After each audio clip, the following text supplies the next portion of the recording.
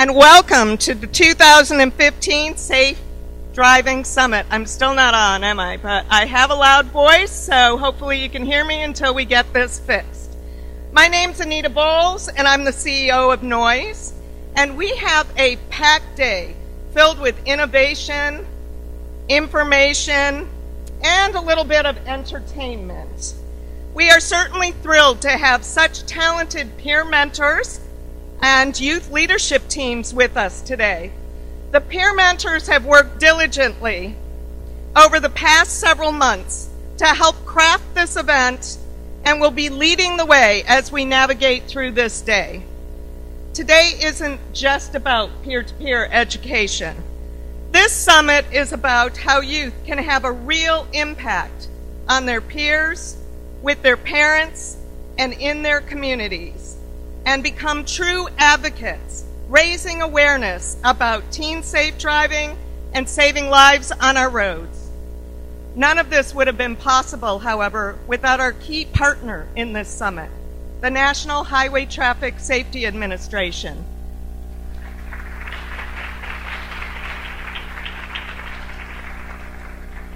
Who, under a cooperative agreement, has provided support for 20 youth leadership teams. And I'd also like to thank our generous champion-level sponsors, State Farm and Toyota, whose support of the summit and other Noise programs is also tremendously appreciated.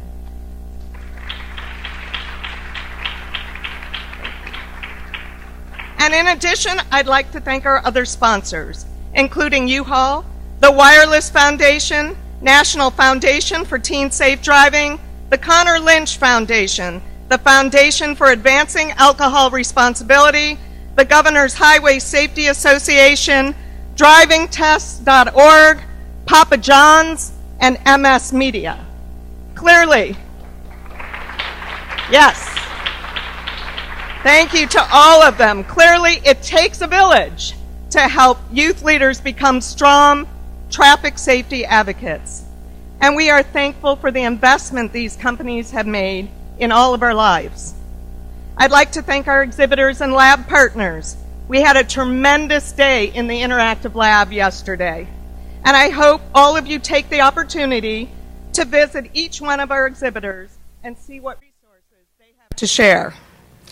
Now I'd like to staff of Noise for their amazing work on this year's summit and their incredible dedication to youth safety. I am truly proud to work with such talented professionals.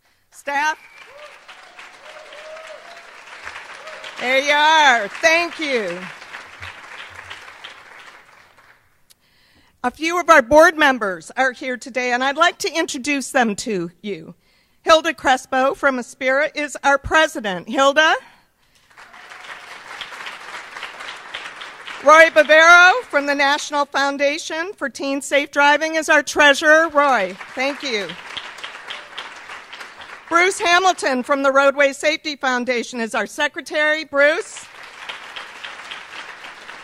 Karen Poland from Toyota. Karen. Maz Rehan, who is our youth board member representative. Maz.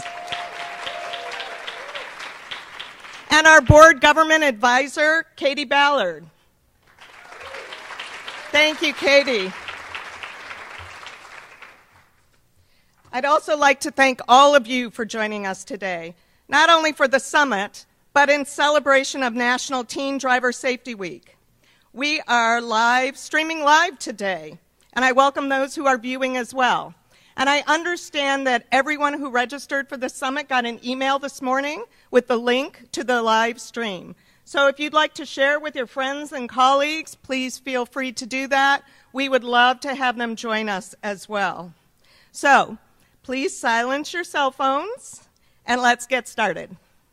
Believe it or not, our summit kicks off with a bit of a family feud. But first, I'm going to welcome a talented young woman, Candace Winchester from Cookeville, Tennessee, to lead us in the national anthem. Please rise.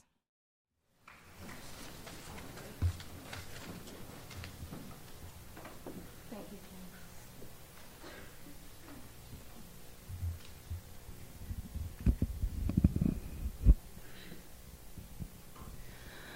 Oh, say, can you see by the dawn's early light what so proudly we hailed at the twilight's last gleaming, whose broad stripes and bright stars through the perilous fight o'er the ramparts we watched were so gallantly streaming, and the rocket's red glare, the bombs bursting in air, gave proof through the night that our flag was still there. Oh, say, does that star-spangled banner yet wave o'er the land of the free and the home of the brave?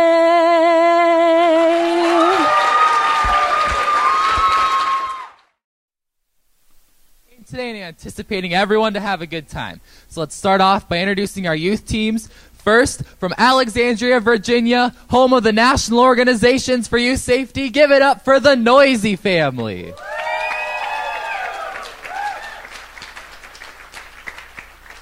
And coming all the way from Sweetheart, Texas, give it up for the Sweet Belt family. All right, David, how about you introduce the family that you've brought with you today? Well, I have my beautiful fourth wife, Macy, my son Julio, my son Johnny, and my son Tristan. A great-looking team that's definitely in it to win it today. All right, Brooke, how about you introduce to us the family that you brought today? I have with me my amazing husband, Jack, and my 3 sweet children, Taylor, Jacob, and Skylar. Aw, how sweet. All right, well, today I want to give away some bonus points. So give me David, give me Brooke, and we'll get started with round 1 right after this commercial break. My name is Taylor Ewald, and I am a part of Optimist International. I'm from the great town of Norfolk, Nebraska, and I'm excited to be here today. As we all know, car crashes are the #1 killer of teens in the United States. And all of the youth leadership teams you see here today will return home after the summit to lead teen safe driving efforts in their states to help change this tragic statistic. We have several special guests, many of whom have been affected by personal loss. We also have experts from the traffic safety field who have joined us to share their insights on teen safety behind the wheel.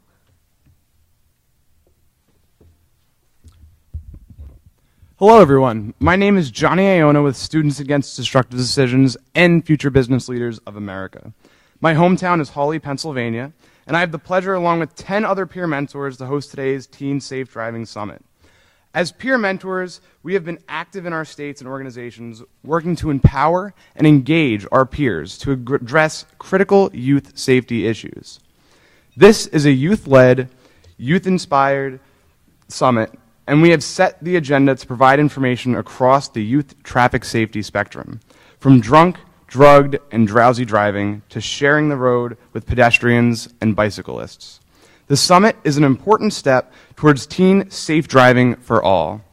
Please join us in welcoming the rest of the 2015 peer mentors. David Cronin, Brooke Getman,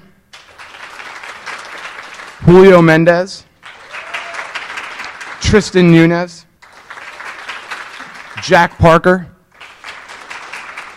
Macy Sandifer, Jacob Smith, Josh Sorby, and Skylar Yoder.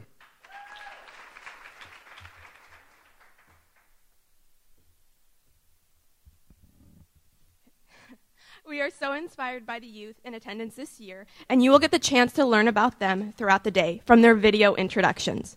Along with our participants in the audience, we are also joined by youth and adults across the country who are viewing this event via live stream. Classrooms are watching, and many traffic safety leaders are tuned in. So as we go throughout the day, we encourage all of you to use the hashtag #TrafficSafeYouth and mentioning @News. We will answer your questions or submit them as time allows. Here with us today are 36 teams of youth and their advisors from 22 different states. Our youth leadership teams have been here since Saturday, participating in trainings and an interactive lab that have provided information and resources that they can use in their home states to encourage teen-safe driving. We have teams joining us from all over the country, so as I call out your state, please stand up and give a wave. Alabama.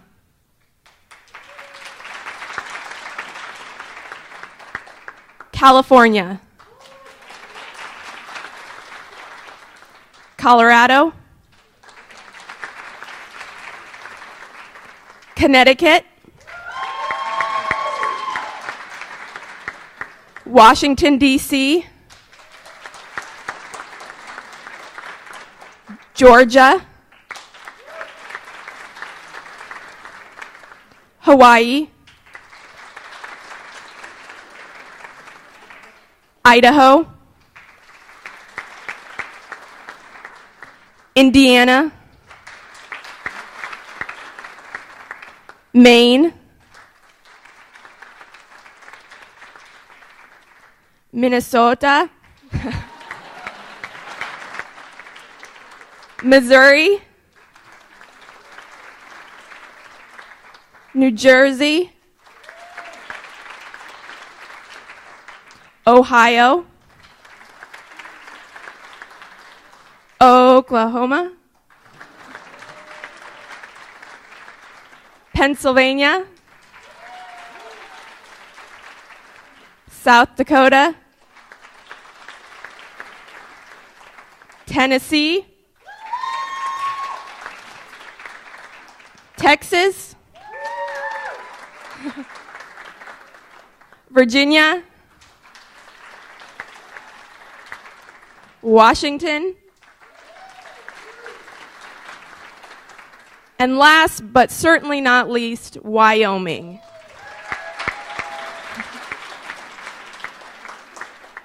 Throughout the day, you'll see videos of these incredible teams. So let's get this day started with our opening guest speaker.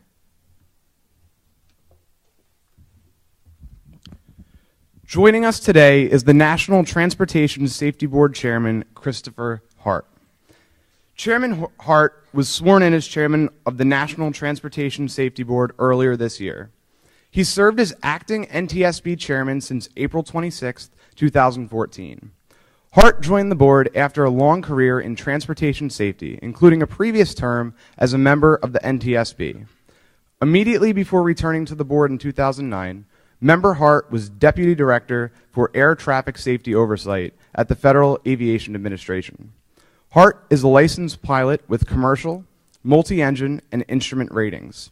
He holds a law degree from Harvard University and master's and bachelor's degrees in aerospace engineering from Princeton University.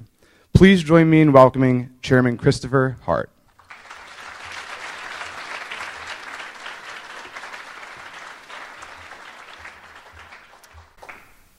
Thank you for that very kind introduction, and good morning, everyone. Let's try that again. Good morning, everyone. Good morning. Thanks to Noise for inviting me to speak to you again on behalf of the National Transportation Safety Board, because you were kind enough also to invite us last year. So when I spoke to last year's summit, I was amazed at all the energy of the teen delegates. I wish I could have been doing like you're doing when I was your age. That's really fascinating. So to those of you who were at last year's summit, hello again. For those of you who were not, welcome. I hope you'll find the summit to be helpful because we're relying heavily on you to teach your peers about safer driving. Our experience has demonstrated that many of your peers may dismiss traffic safety messages when they come from from me as an old fuddy-duddy because it sounds like so much babble from someone who's just a wimp about risk. But they're more likely to listen to you when it comes straight from your heart because they will accept advice from someone like them, someone they can identify with. So that's why you play such a crucial role in getting this message across. So what can I bring to the table? As chairman of the NTSB, I can tell you about what we have learned because we are the ones who investigate accidents to determine what went wrong and make recommendations to prevent it from happening again. So I can tell you what we've learned and some of the trends that we've seen from the accident investigations that we have conducted from highway crashes. So as an old fuddy-duddy, I can pass on to you how important it is for you to help your generation play its part in the long-standing struggle for safer roadways. You've already heard that as teens, you are more likely to die because of a motor vehicle crash than from any other cause. And unfortunately, that will continue well into adulthood. In 2013, about 2,500 teens died in motor vehicle crashes. That's particularly troubling for me because there were about 2,500 students at my high school. I'm from Colorado, from Denver High School, East Denver High School in Colorado. I see some people from Colorado, and that's about the size of my high school. So what that basically means is that my entire high school was being eliminated each and every year by traffic crashes. That is simply unacceptable. How do I know that you can help your generation reduce this carnage? Because in 1979, the number of teens who died in motor vehicle crashes was nearly 4 times the number that it was in 2013. So let's be positive. More than 3 decades of safety efforts from the traffic safety community, including young people working with their peers, just as you are doing, have saved the lives of young people who have become truly extraordinary and left their marks in the sciences or in entertainment or in government or business, or who were simply able to experience the challenges and joys of life. All of these safety efforts have resulted in 3 large high schools every year filled with young students who are with us today who otherwise would not have been. So what do I mean when I refer to several decades of safety efforts? A lot of it results from NHTSA, who you're going to hear from after me. In 1979, new cars were required to have seat belts, but wearing them was a matter of personal choice. Now every state requires and enforces seatbelt use. In 1979, only a few cars offered airbags as an option. Since 1998, every new car has had them. Again, thanks to NHTSA for that. In 1979, there were no mothers against drunk driving, and attitudes about impaired driving were very different. You were very likely to be offered, quote, one for the road before you got behind the wheel when you left the party. Since then, there has been tremendous progress toward better laws, better awareness, and high visibility enforcement. The whole culture around drinking and driving has changed enormously due to grassroots efforts from people like you. And these are just a few of the many changes that have occurred since 1979 to improve traffic safety. Yet, despite this amazing progress, we are still losing, as I said, about 2,500 teens every year in motor vehicle crashes. This means that the safety journey must continue, and you're all at this summit to help us continue that journey. You're here to learn how to save lives, and for that, I give you tremendous respect and thanks. Let me tell you a little about what we at the NTSB have learned since I last spoke at Noise a year ago. Let's start with the NTSB's report about a tragic crash last year on the New Jersey Turnpike. You might remember this as the crash in which comedian Tracy Morgan, who just returned last weekend, was seriously injured as a passenger in a limo van, and 1 other passenger died. 4 other limo van passengers were also seriously injured. That crash happened near Cranberry, New Jersey. For those of you from the Garden State or familiar with the Turnpike, that's very close to exit 8A. A tractor trailer struck the rear of a minivan that had slowed down because of construction ahead on the Turnpike, and that collision was the first of a number of collisions that ultimately involved 21 people and 6 vehicles. What can all drivers, including teen drivers, learn from this crash? Well, first of all, the driver of the tractor trailer had no business behind the wheel that day. He had been awake for 28 straight hours at the time of the crash, and he fell asleep at the wheel. But fatigue is an issue that affects every driver, not just commercial truck drivers. And that's why about a year ago, the NTSB held a forum called Awake, Alert, Alive, Overcoming the Dangers of Drowsy Driving. We were delighted but not surprised to see that some Noise members attended our panel on concerns about novice drivers. By the way, former board member and fatigue expert Mark Rosekind, Mark presided over that forum. He's now the administrator of NHTSA, and you'll hear from him next. I'm pleased to see that he will be presenting just after me on a wide range of safety issues. So lesson number one is you need to be well rested to drive safely. And I'm not just talking about all-nighters. Missing even small amounts of sleep can lead to a crash. What else can teen drivers learn from Cranberry? Time after time, we learn that seatbelts save lives and reduce injuries. But not one of the passengers in the limo van was wearing a seatbelt, and the results were tragic.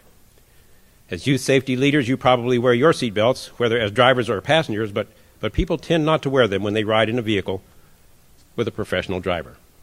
Few of us regularly ride in a luxury van, such as the limo van in Cranberry, but many of us ride in cars that are driven by professional drivers, such as taxi cabs, airport limos, airport vans. People generally use their seatbelts much less in those situations than in cars that they or their friends are driving. In this regard, the Cranberry crash was unfortunately all too reminiscent of a head-on crash of a tractor-trailer with a motor coach in Orland, California, which also occurred last year. The bus was carrying 42 high school students just about your age. They were on their way to Humboldt State University for a weekend visit, and for reasons that we were unable to determine in our investigation, the tractor-trailer crossed over the median and crashed into the bus, which was traveling in the opposite direction. And only one of the 42 students on that bus was wearing a seatbelt. As a result, 5 of the students were killed, and the remaining 37 students suffered injuries, some of them serious. We made a number of recommendations in those 2 crash investigations, and in both we recommended that passengers in such vehicles get safety briefings to include things such as use your seatbelt. So when you go back to your schools and do your best to help your peers reduce the likelihood of being injured or worse in a traffic crash, there's a lesson here not only for teen drivers but also for teen passengers. If there are limo rides in your school's future, such as prom season, that prominently comes to mind, but also for any other occasion, don't forget your seatbelts. They are just as important in a vehicle for hire as they are in your own family car or in a friend's car. And pass that word on to your fellow students. So you may ask, what about school buses?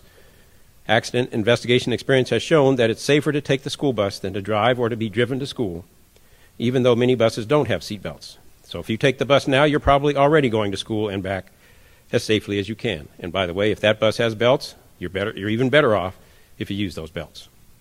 In addition to fatigue and seat belts, I'd like to discuss another issue that I spoke about at your summit last year, which is distracted driving.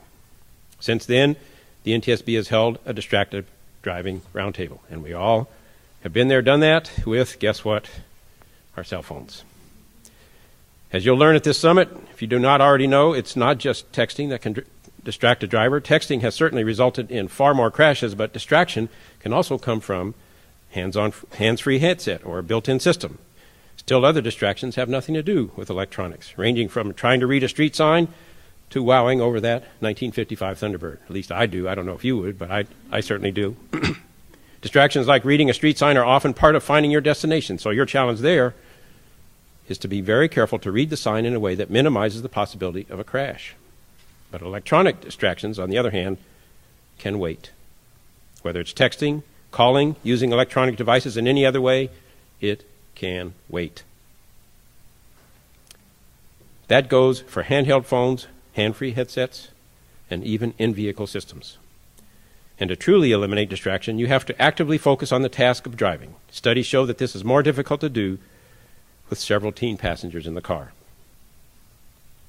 That's why many states don't allow more than 1 or 2 teen passengers until you get a license with full adult driving privileges. The NTSB supports graduated driver's licensing because it's another proven way to save lives. I've talked about several safety issues in the last few minutes, and you'll hear about many others in the next 2 days. These problems all demand continued dedication, new steps on the never-ending safety journey. Because so many who came before you have taken step after step along this journey, 3 large high schools of students will go on with their lives this year who otherwise would not. That's the good news. The bad news is that there's still 1 large high school full of students every year that needs our help. I thank all of you for your active engagement and participation, and I'm confident that with your efforts we can continue reducing the number of teens who are lost every year to traffic crashes. So thank you for setting out with us on this vitally important safety journey. Thanks also for inviting the NTSB again, and we look forward to working with you as we pursue our shared objective of improving traffic safety. Thank you.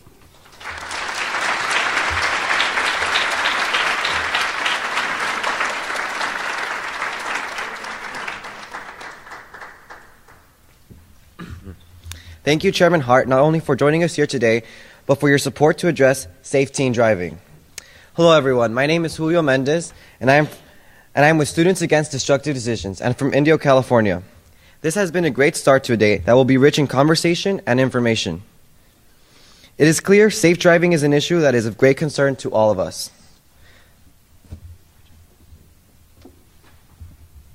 My name is Jacob Smith, and I'm from White House, Texas, and I'm a member of Family, Career, and Community Leaders of America.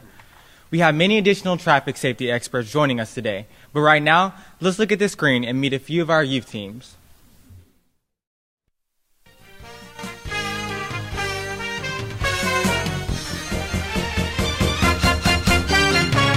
Hello, Kahari Manuel from Hartford, Connecticut. I am a rising senior at Craig Public Safety Academy. I am excited to attend this summit because it connects with my school. My school revolves around keeping the community safe, and I think this will make me a better student and leader that can make a change. Hello everyone, my name is Gabriela Cutrazula and I'm from Drummond, Oklahoma. Hi everyone, my name is Lauren Cole and I'm from Claremore, Oklahoma. And we are representing the Family, Career, and Community Leaders of America. We are so excited to attend the Noise Summit because distracted driving is such a prevalent issue and we are eager to become better advocates. By attending the summit, we will gain the knowledge needed to spark the change within our home state. Hi, I'm Alex Listak. And I'm Stephanie Walton. And we are seniors at the Trumbull Career and Technical Center in Warren, Ohio. We wanted to join NOISE because of our active participation in the Business Professionals of America, also known as BPA. We were inspired by last year's rally. We had a lot of cool speakers who allowed us to open our eyes to teen safety issues. We are so glad to be part of this wonderful experience. Hi guys, my name's Brooklyn Braceland. I live in this beautiful town of Ray, Colorado. I attend Ray High School and I absolutely love my small town. I'm so excited to spend the weekend with you guys at Noise and bring back all this new information not only to my home state of Colorado, but to my home community, hometown, and my home FCCLA chapter, of course. Now we'll take it over to Kate. Because we live 4 hours away, we couldn't record this together, but this will work, right? Hi everyone, I'm Kate Wallace, senior at Roosevelt High School in Johnstown, Colorado, and I'm really looking forward to experiencing the summit with you guys this weekend. By the end of the weekend, I'm hoping to be able to have the knowledge and information and ideas to bring back to Colorado and to not only to my community, but to be able to spread what I learned throughout the whole state of Colorado and make it a safer place for everyone, especially teens when it comes to driving. That was awesome. I can't wait to see everyone's videos today. Now we are excited to have Highway Traffic Safety Administration. Dr. Rosekind was sworn in as the 15th Administrator of the National Highway Traffic Safety Administration on December 22nd, 2014. He was nominated by President Obama and confirmed by the U.S. Senate. Administrator Rosekind is a passionate safety professional dedicated to enhancing transportation safety for the traveling public. He is an internationally recognized expert on human fatigue, credited with leading the field in innovative research and implementing programs in all modes of transportation. His work has been widely published and his awards are numerous. Administrator Rosekind earned his PhD from Yale University and completed a postdoctoral fellowship at the Brown University Medical School. Before we welcome Administrator Rosekind to the stage, we will briefly hear from one of our peer mentors, Jacob Smith. Jacob serves as a member of the National Board of Directors for Family, Career, and Community Leaders of America, and he has a personal story he'd like to share. It illustrates why the voices of all of us need to be heard. Please welcome Jacob Smith.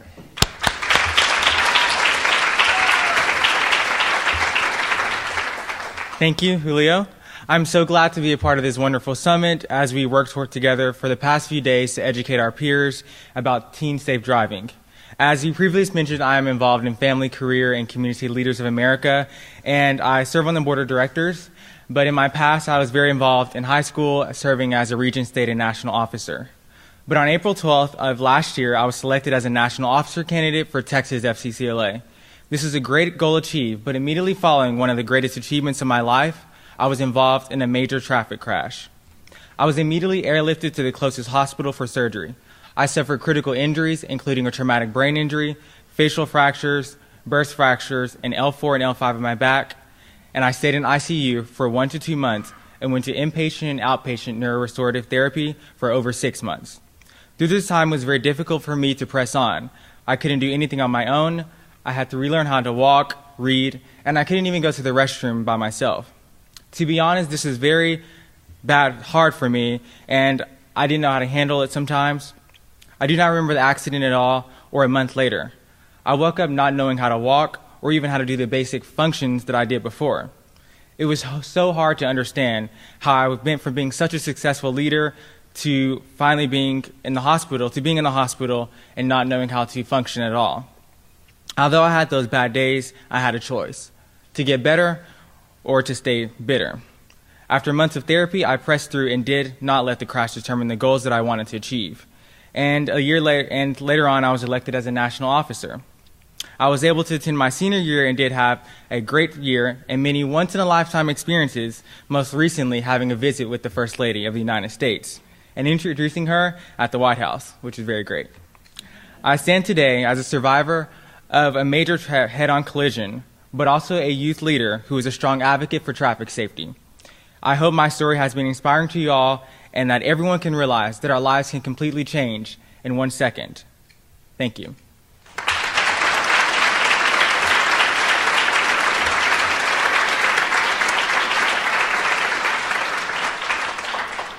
As my story is one of the many senseless tragedies and why we need great leaders like Administrator Mark Rosekind to help us make change happen. Please help me in welcome NHTSA Administrator Mark Rosekind.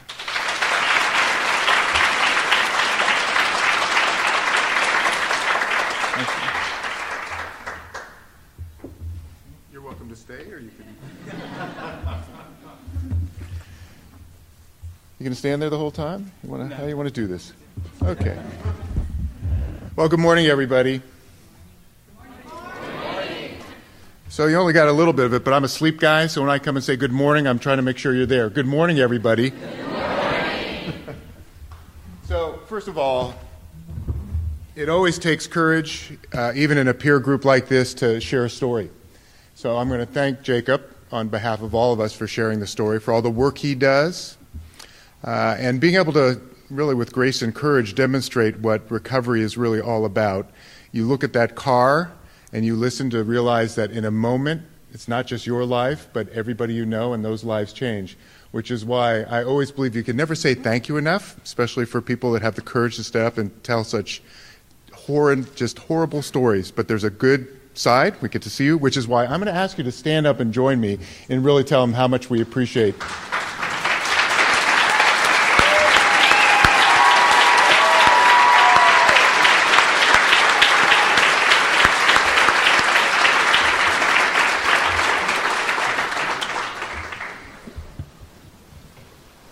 You know, Jacob is why we're here today.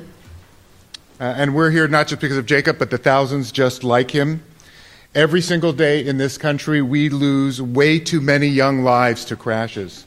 Every single day. And so it was just 1 week ago, 16-year-old Andrew Dayton of Kennewick, Washington, died when he lost control of his pickup while driving on I-84. 2 friends were injured, and it was only 2 nights later that hundreds of his friends attended a candlelight vigil in his memory. It was that same night, 18-year-old Aaron Bidwell was driving on I-10 near Sonora, Texas. His car veered off the road. He was pronounced dead at the hospital. And then earlier that same afternoon, there's a 17-year-old boy who's sitting in a defendant's chair in a California courtroom. And in that courtroom was the family of that boy's friend, Matt Ibarra, who was 17 on that April day when the two went out to go to McDonald's. According to the police, their car was moving at 77 miles per hour in a 40-mile-per-hour zone when it hit the center median, slammed into 2 trees and a light pole. Matt was killed, and his friend, the driver, was charged with manslaughter. On any day in America, we find similar, too many stories. I don't know about you, but I'm tired of the stories. I'm tired of the candlelight vigils and all the heartbroken friends. I'm tired of all these shattered families, the criminal charges, and I'm tired of seeing so many young people, your friends, people you know, your families, affected by these tragedies. And now you should all be tired of this too, because I want all of us to work together to do something about it. And that's why today's Teen Safe Driving Summit is aimed at doing just that. And I applaud Noise and all of you kids who are focusing on helping teens navigate the highways safely, and for raising the profile of National Teen Driver Safety Week. This is an observation started by Congress every October 18th to 24th, and by the way, you're getting a lot of media coverage already this morning. We got to keep it going. Thank you. And the focus really is on the challenges that all of you face behind the wheel. And we know there are challenges. We know from the stories I just mentioned a few moments ago, but those are not isolated stories. They're all too common. And just look at the facts. In 2013, 1,691 drivers ages 15 to 20 died in motor vehicle crashes. When you include passengers, 2,314 teens lost their lives in crashes. 2,314. I'm going to actually introduce the team from NHTSA. Team NHTSA, I always get in trouble for this. Stand up, please, be recognized.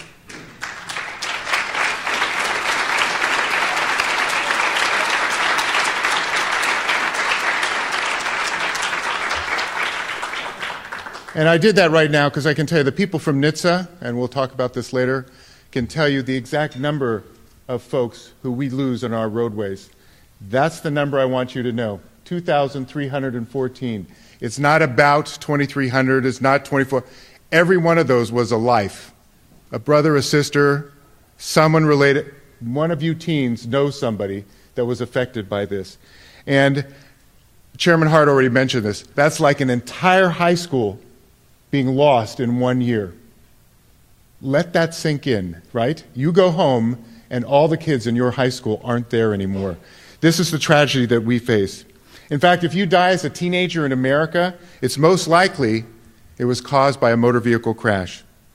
Driving is the highest risk activity that most Americans take every single day, and it's particularly high risk for young people. Well, why is that? Well, in part, that's because choices young people make can be challenging. Roughly half of all teens who die in crashes are not wearing their seatbelt. After decades of evidence that seatbelts save lives, it's really frustrating, tragic, that we lose so many lives to folks not using the most basic and effective life-saving technologies, a seatbelt. Alcohol is another factor. And despite the 21-year-olds, that's the minimum drinking age in every state, nearly 1 in 3, 30%, nearly 1 in 3 teen drivers who die in a crash are under the influence of alcohol. But we also know distraction is a major factor. In 2013, NHTSA estimates that at least 1 in every 10 teen crash deaths involves distracted driving, and we know that's probably a really low estimate of what's really going on. Now, these numbers make the agenda for this year's Teen Safe Driving Summit especially pertinent. By focusing on drugged, drunk, and drowsy drivers, on distraction, the importance of sharing the road with pedestrians, cyclists, and other road users, Noise is zeroed in on the most pressing issues of teen road safety. NHTSA, too, is engaged in a wide range of efforts to reduce the number of young people killed and injured in crashes every year. Earlier, we launched our first public campaign on seatbelt use by preteens. And this is critical, right? Because we know the earlier you get exposed and the more pressure from your peers, the more chance we have of changing and making these lifelong, life-saving kinds of behaviors. We look very closely with state governments, focused on things like graduated driver's licenses, which we know help teens develop skills they need to drive safely. And through efforts like our Parent Central website on safercar.gov, we provide parents with the tools they need to help their turns learn to drive safer, way beyond the bare minimum rules of the road instruction that you get in driver education classes. Also, our 5 to Drive, it's a new awareness campaign that focuses teens on factors that put them at the greatest risk: drinking, failure to wear seatbelts, speeding, carrying extra passengers, and distraction. In a bit, very shortly, you're going to get the world premiere of the latest that we have, the latest piece on the 5 to Drive campaign. So we're going to keep working on this, but especially for all the young people that are gathered here, we need you to keep working on it too. I'm a parent, and I've been through this. I earned the gray hair. My kids are older now. But I've learned over a lot of years the most powerful tool we probably have is all of you and the influence that you have on your peers to keep them safe. Not just you, but to help keep your friends and other family members safe. And whether that's modeling good behavior, having the courage to speak up. One of the hardest things to do, right? Just not cool to tell someone else they're doing something wrong, but you could save their life. Do you make a comment or do you save their life? Have the courage, please, to point out their risky behavior. Helping NHTSA and NOIS and other advocates determine the best ways that we can help you reach your peers and other teens. All of these are ways in which you can participate in saving lives, preventing injuries, and reducing crashes. So today at the summit and in the days to come, we need your help. I can't tell you that attending here and seeing the energy in this room, the seriousness with which you take these issues, great stories that come out of horrendous tragedies. I'm extremely proud for us to be not just sponsors, but participate with you. There is no nobler, got that? There's nothing more noble in your life than to help other people live theirs. Everything you do to help save a life and save injuries is nothing but the best thing that you can do to spend your life. And I already told the mentors, you are stuck with this. This is a responsibility for you for the rest of your life. Participating now is not just your life, but you get to do this for the rest of yours.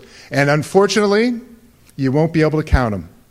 The successes are people you will never know, put their seatbelts on, decided not to take the call or text. The lives that you touch will be ones you never know, but you have to know that folks like me will be here. Chairman Hart and I are here to say we're not just proud of you, but we thank you for all the lives in the future that you're going to save and prevent injuries. So thank you very much for everything you do, and I understand Jacob and I are going to have a little conversation, right? Great.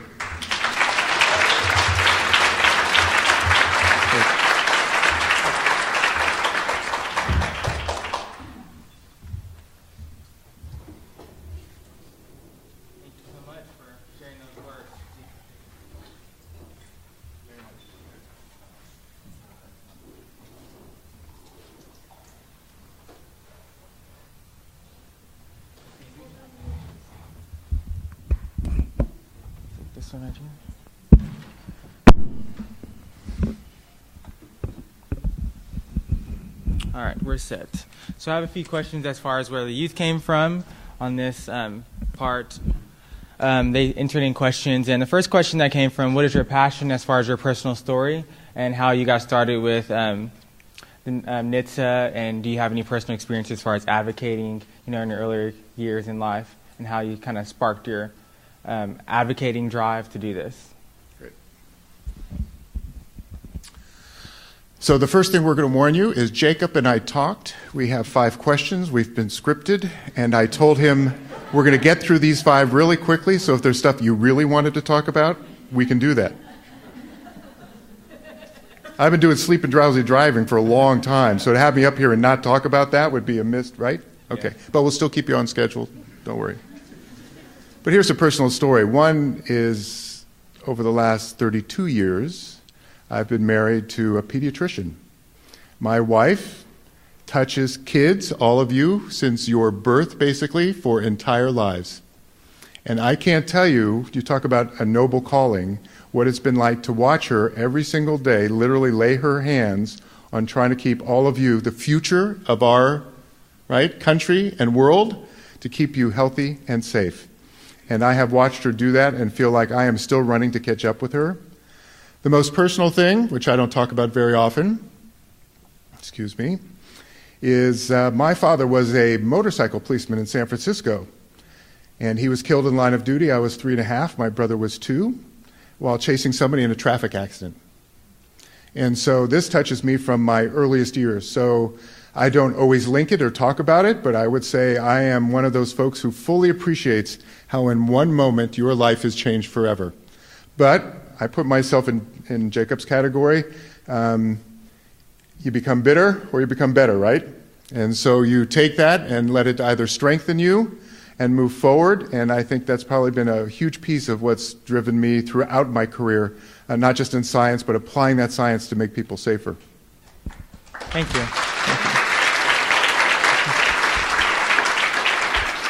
All right, and on to our second question. How does a community, as far as peer mentors and our youth leadership teams, make change on the current road rules? So all of you go to your communities. Mountain View, California. Thank you. I'm from there. California. Where was the... All of you go to your communities and you see something that you want changed. How do you do that? The first thing is, this is not just the scientist in me, get data, do some kind of a safety audit, and then you want to bring it to decision makers, policy makers, legislators, community leaders, and show them the data that needs to be changed. And nowadays, don't forget the media, because they can help you get the word out. But I think it's a great question because all of you from the grassroots can change literally the safety opportunities in your communities. Be data-driven and then use every tool available to make change. Thank you. In addition to the data that can be shared and they can gather, as far as sharing they do not have a personal story, how do they captivate their peers in order not just getting data and sharing it with them, but also what are some suggestions as far as reaching out to their peers on this issue and making them make a change or stop their habits that they're forming? So we were talking about this earlier as well. You know, one of the tragedies of safety is that too often people wait for horrible things to happen before they decide it's time to do something about it. You don't have to wait. So I really hope you meet people that don't have stories, but there are too many people out there that do. And so when you identify something that you want to change, I am confident that even if it's not your story, you will find others, which is a very powerful change agent, not just you, but that story to help people realize that you can make changes and not have to lose those lives or have people injured. You can do it beforehand. And this is why I mentioned it earlier. You know, your biggest successes you won't ever know about. But you need to go to sleep every night understanding that your actions have saved lives and prevented those injuries from happening. We've been seeing these things come down, but until it's zero, we haven't won. Thank you. A few of my peer mentors were wondering about drowsy driving, and everyone knows that our society is very busy. We're going to work, coming back from work, and we just have a busy schedule. As far as drowsy driving, what do you think are the alternatives as far as, you should not drive if you're very sleepy, but alternatives for drivers who are coming back from work or, have a busy schedule? You got to give Jacob a lot of credit because he's off script now. Talk about courage, right? So, two things about drowsy driving. Let's go with one of them you're just talking about. We're actually at NHTSA expanding impaired driving, not just to think about the 3 Ds, drunk, drugged, and distracted. We're now expanding that to the 4 Ds, drowsy. And the thing that I point out about drowsy, well, not everybody's drinking, not everybody's taking drugs, whether it's over the counter or prescription, and certainly not everybody's using their cell phone.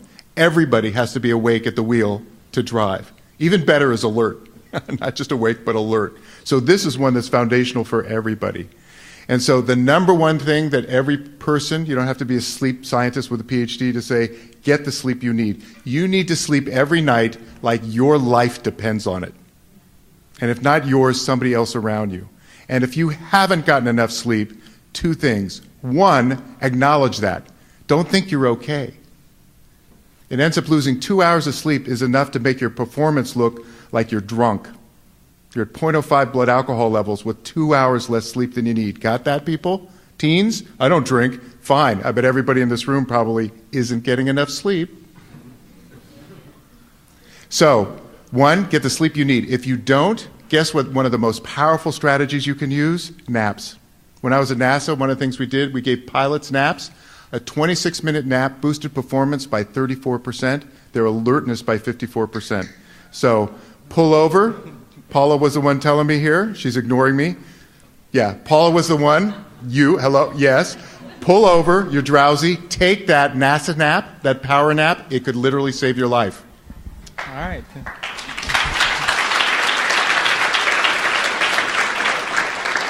That's great. Thank you for that information. And then in addition to our peer mentors and what we do as far as NHTSA, is there any other information that you'd like to share to the peer mentors and how they can use, for instance, feedback on the graduation, the license that are offered to us as far as do you have any opinions or facts that you would like to share with the peer mentors or youth leadership teams?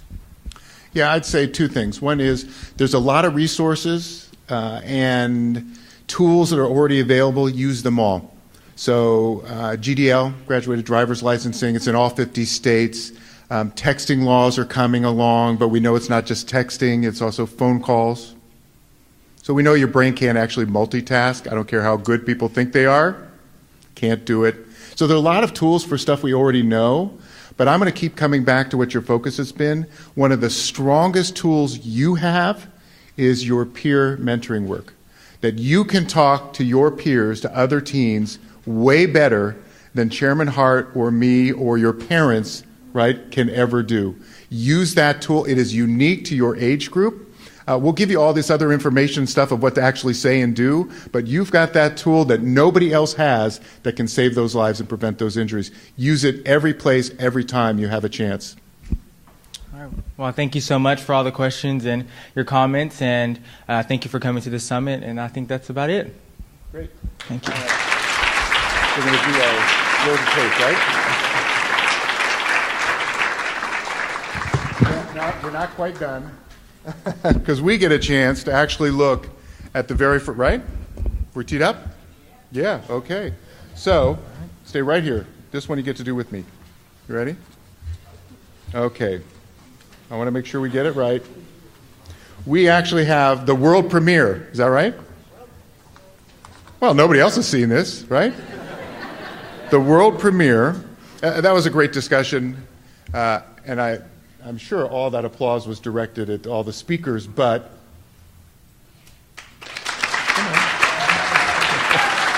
good job. And that's why we're going to actually close with the world premiere, a preview of the latest piece in the 5 to Drive campaign. So we've partnered with the Ad Council for this piece. We're going to show it, and then I'm going to tell you where to find it. This is the ultimate party foul. Please watch.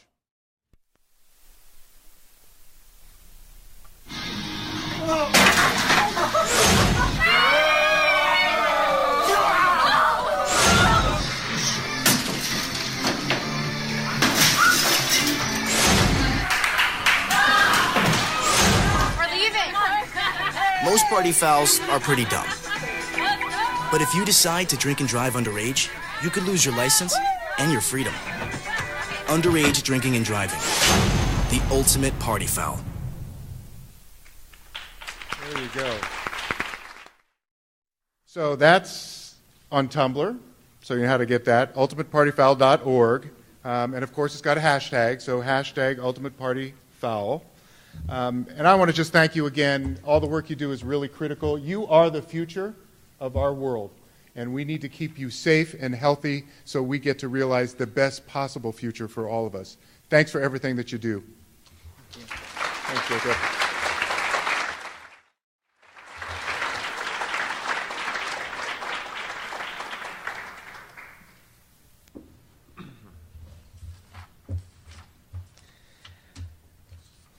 Okay, what an amazing start to the day. We are going to take a short break, but before we do, let's give Administrator Rosekind another round of applause and meet with some more of our youth teams. Hey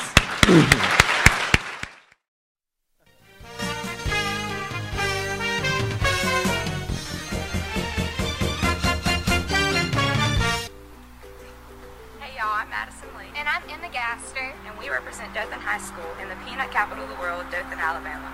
Alabama is home to Mardi Gras, Space Camp, and the Alabama Crimson Tide. We are part of one of the largest SAD chapters in the nation. And what makes our SAD chapter unique is we are certified by the White House for community service, and we average over 11,000 hours a year. We are excited to be here with Noise at the Teen Safe Driving Summit. We can't wait to meet y'all, and on behalf of the state of Alabama, roll Tide! Hi, my name is James Smith-Williams. And I'm Emma Blystone. And we're both juniors at Booker T. Washington High School in Tulsa, Oklahoma. We are both a part of a teen-led program called Generation Text, which educates the public on the dangers of texting while driving. For years, Emma and I have pushed legislation for the law that will take effect on November 1st, which will ban texting and driving. Oklahoma is the 46th state to pass such a law.